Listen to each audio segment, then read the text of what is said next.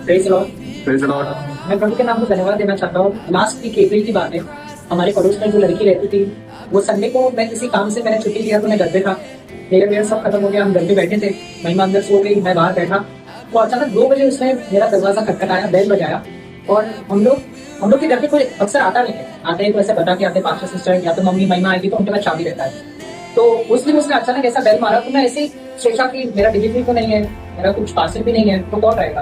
तो मैं जाके वो हॉल से मैं उसको देख रहा हूँ, तो वो लड़की दरवाजे के बाहर खड़ी थी, ठीक है। और वो जैसे ही मैं रूम में आया देखने के लिए, वो लड़की भाग गई वहां से। वही बात है, मुझे लगा उसने मजाक किया देगा, बेल मार के भाग गई हो, है ना। बट जब वो भाग गई वहां पे दूसरे दरवाजे पे, जब वो वापस आई मेरे दरवाजे पे, तभी तक मैं वो हॉल में देख रहा था कि वो क्या कर रही है। पर जब वो मेरे घर के पास वापस आई, उसने जोर से चीखा मेरे घर के बाहर। और जब मैंने दरवाजा खोला तो बहुत डेंजरस सीन था कि पूरा जो टाइल्स था हमारे जो घर का बाहर पूरा खून हो गया था, क्योंकि वो लड़की का हाथ जो था कि इंडेक्स फिंगर और मिडिल फिंगर मिक्सर के अंदर चला गया था।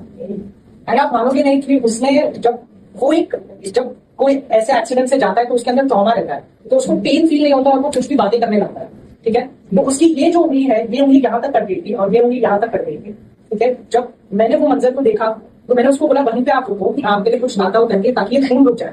मेरा माइंड में ये चल रहा था। और वो उसकी मॉम एंड डैड नीचे थे ऑफिस में, और उसके घर पे उसकी एक छोटी सी 4 साल की उसकी बहन थी।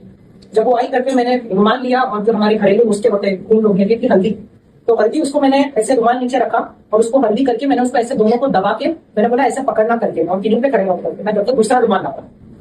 तो जब मैं दूसरा रुमाल लाया, वो बोली दादा मेरे को चक्कर आ रहा है, मैं गिर जाऊंगी। मैंने बोला आप बैठ जाओगे। तो वो किया, और उसकी 4 साल की छोटी बच्ची ने फोन लगाया उसके मॉम एंड डैड को, बोला कि जल्दी ऊपर आ जाओ, दीदी का हालत बहुत खराब है। तो और महिमा तो वहीं पे ऐसी खड़ी हो गई कि उसको मालूम ही नहीं क्या करने का। और मैं प्रभु को धन्यवाद कर रहा था कि अगर मैं उस दिन घर पे नहीं रहता और महिमा घर पे रहती तो महिमा भी उसके साथ में ही होगी, ऐसा हो जाएगा। तो वो हुआ, उसके मॉम डैड आए, उसको लेके गए, ठीक है। और फिर बाद में मैंने शाम को उसकी मॉम को फोन किया कि क्या हुआ करके। तो उसने बोला कि ये ना यहाँ पे अभी जो उसका एक्सरे निकाला है, थोड़ा फ्रैक्चर आया हुआ है यहाँ पे, ठीक है। और बोल रहे हैं उनको स्टिचेस लगेगा करके। बट मुझे ऐसा अंदर से लग रहा था कि उसको स्टिचेस नहीं लगेगा करके, क्योंकि वो पूरा फट चुका है, उसका नाखून तो पूरा चला ही गया था उसी टाइप के। तो हम लोग सोचे कि ठीक है करके हम लोग ने शाम को बात किया, हम लोग खत्म किया। नेक्स्ट डे मैं अपना नॉर्मल काम वाम कर रहा हूँ और उसको डिस्चार्ज मिल गया। नेक्स्ट डे मंडे को दिन है, रात को 10 बजे मेरे घर पे आए। तो पूछा दादा किधर है करके, मम्मी को पूछा उसने। तो मैं बेडरूम में था, मेरा लंच चालू था, मैं बेडरूम में था। और फिर मम्मी ने बोला कि अरे बाजू में बुला लेते हैं, थैंक यू बोलना है। मैंने बोला थैंक यू क्यों बोलना, मदद तो करना ही होता है।